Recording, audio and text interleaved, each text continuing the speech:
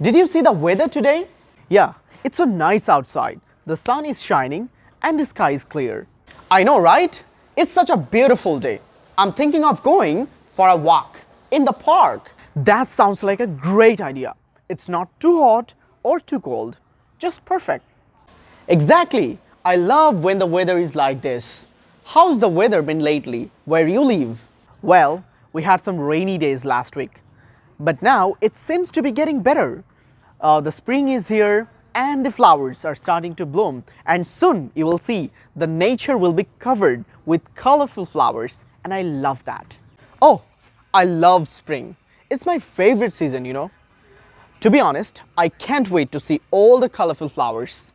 Me too. Spring is so refreshing after a long winter. Well, let's make the most of this beautiful day and enjoy the sunshine. We can arrange a picnic in the park. So, let's invite our friends and family members to join with us. That sounds like a plan. Let's do it.